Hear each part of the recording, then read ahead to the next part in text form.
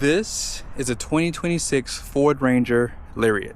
And in this video, I'm going to show you guys, unfortunately, some of the features they took away for 2026. So if you can find a 2025 in this trim package, you might want to go do some research. I borrowed this from Ken Gar Ford here in West Valley, Utah. This truck is available for sale. Be sure to ask for Ken. Let's go and check out the window stickers so you guys see some of the options and features on this build. At the very top is the description. And then here are the colors. And then this is a short listing of your standard features. Be sure to pause so you can see more. Now this does have that Lariat package, which is the 500A equipment group. And then Avalanche is an additional cost at $395. The V6 is $2,295. And then FX4 off-road is $1,195. That's a must-have because it gives you the locker out back. Integrated box side step is $215, and then trailer tow package is $535. Base price is $47,255. Destination is $1,895 with a total price of $53,785. And then here are the fuel economy off to the side. Now, do you guys notice anything different on the front end of this truck? Anything? I'll get a little closer. This is the first thing I saw when I walked up to it. They got rid of the projector headlights for the Lariat. So now you get the same headlights as the XLT and XL.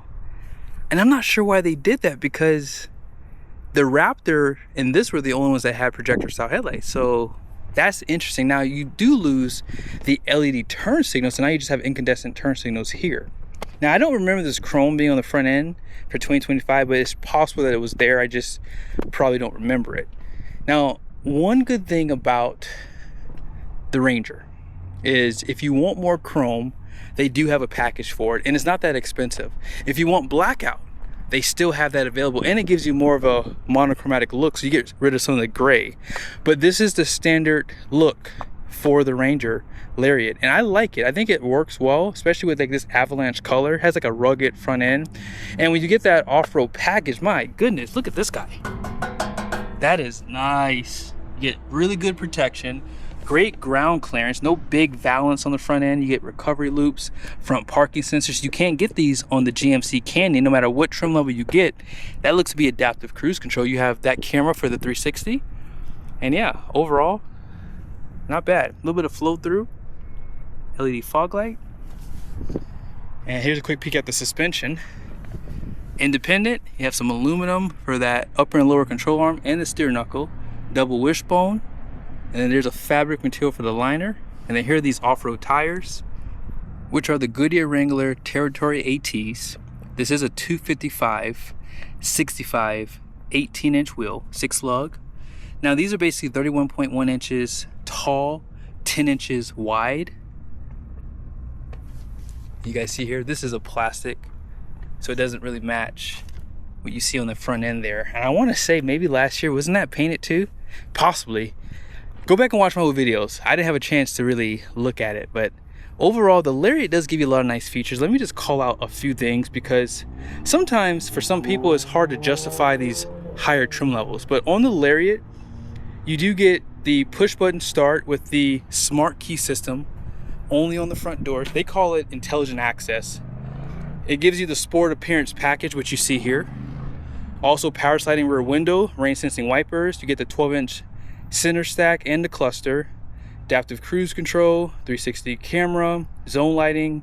Now it does have the ActiveX trimming, heated seats up front, leather wrapped steering wheel, and 10-way power driver adjustable memory, 8-way power passenger, dual zone climate control, and then this 10-speaker B&O sound system. So all that comes included with this truck.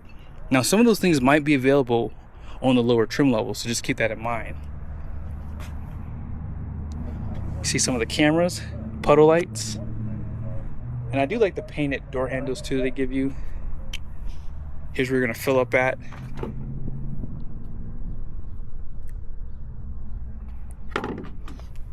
Man, check that out. You get a liner on the Ranger, but they don't give it to you in the F-150s. E-coated frame.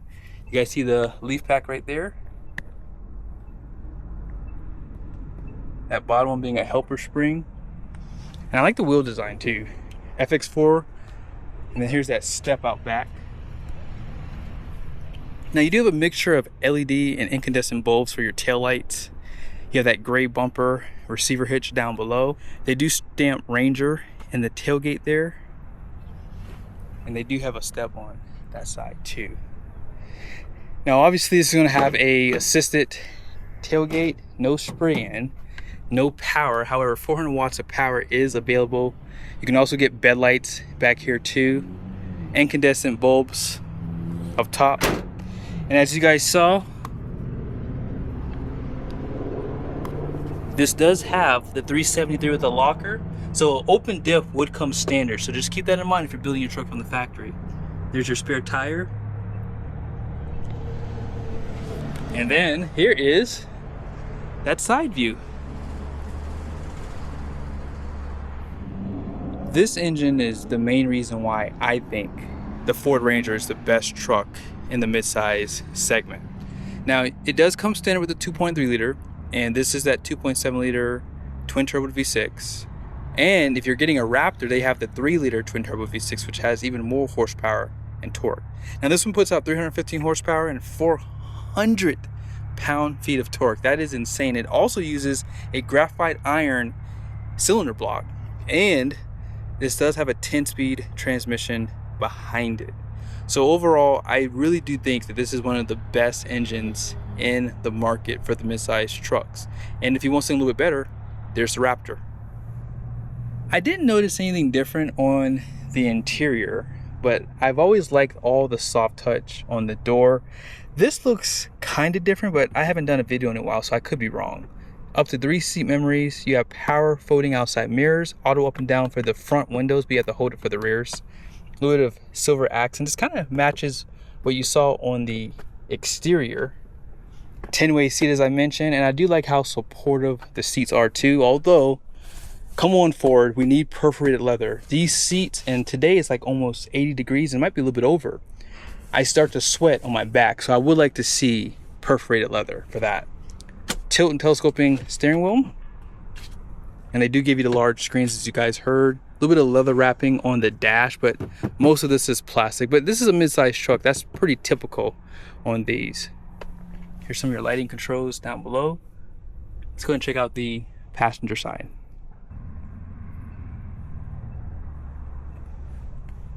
Power seat on this side. And with the Lariat, you do get this storage as extra as well. Also, glove box there. You guys can see that 12-inch screen. You have a wireless charger down there, dual climate control. Here's your gear selector, cup holders right there. Electronic parking brake. I would like to see 4-wheel drive auto. That'd be nice. Here's some of your drive modes, like for your off-road. 2 12-volt power plug inside of here, and you have this little guy here. Let's see, I think it goes this way. And then let's go ahead and check out what's going on out back. Now here's a fun fact. The Ford F-150 and Super Duties have just a 3 chime when you turn off the truck. This one still has like the extended one, and I wish that you could change that. Now you guys do see on the roof, it does have the lighter color roof, but you do have that power sliding glass armrest right here. Seat back pockets, a little bit of storage, so you don't have any air vents in the rear. 2 USBs, you have a type A and a type C. Now this bench all goes up together. You get a little bit of storage down below. There is a hump in the middle. And let's go ahead and jump back over to the driver's seat.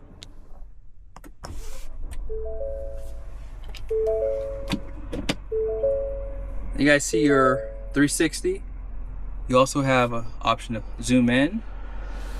And I like how this menu stays up too for you as well. As I mentioned, you have that dual climate control. You can control it on the screen or off. Now your heated seats and steering wheel are located only in the screen. So some people might love that or hate it. Up here, let's just click right there. You can see you have a few things that you can change. Like let's go to driver assistance. This does have the auto hold function, so if you want to turn that on, if you're at a stoplight, it will allow you to take your foot off the brake and rest your foot basically. If you want to get to the camera system a little bit quicker, you do have that on the screen too. Right here, some of your apps, navigation, media. It does have Apple CarPlay and Android Auto. You have a towing menu on here too.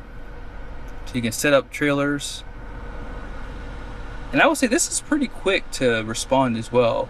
Search for your vehicle on your device and select it. So if you want to set up your phone, you can just push up there. Zone lighting. So you can pretty much set up this too. And up top, place for your sunshades. Home link is up here, and I like that they give you this with vinyl, because if your hands are dirty, you can wipe this down. That's really smart that they do that too. Looks like they use incandescent bulbs in here. However, you do have LED lights there, and if you want to slide that rear glass, easy to do. You can't do that on the GMC Canyon. And what else? In this screen, they have a few menus that you can go through. Let's go to off-road. And if you go to status, if you want to put it in full drive, it will show you in here. Also, this is your pitch and roll. And then you have your driver assistance there too. I was hoping they might have put the elevation in there, but they don't put that on for the Ford Rangers. There is a towing menu in here too. Navigation, phone, audio, and then you have your settings. Vehicle maintenance is right here. So you can see your tire pressure. They also have what's called engine information. So it shows you the engine idle hours. And they have a few things at the top that you can see up there. As I mentioned, this does have your adaptive cruise control on there too. And then here's that leather wrapped steering wheel too. I like that they give this to you. You know, when you have used trucks in the past without leather, I don't like the feel of like vinyl steering wheels, and I feel like they do wear out faster because of the sweat on your hands. The leather just seems a little bit better overall and has a better feel. Let's go ahead and check out the payload on the door.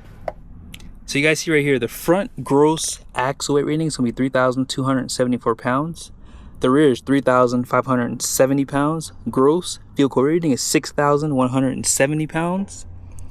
And the wheels are 18 by 7.5 wide. All in payload is 1,354 pounds, and they recommend 30 PSI all the way around for the tire pressure. I hope you guys enjoyed this video. This is a really nice truck, and I will say, I dare say, this might be my favorite midsize truck. I may have to bring a Toyota Tacoma here, because that could potentially sway me a little bit. But yeah, overall, this is still a really nice package pickup. And despite them taking away some of the features on it, it's still a good buy in 2026.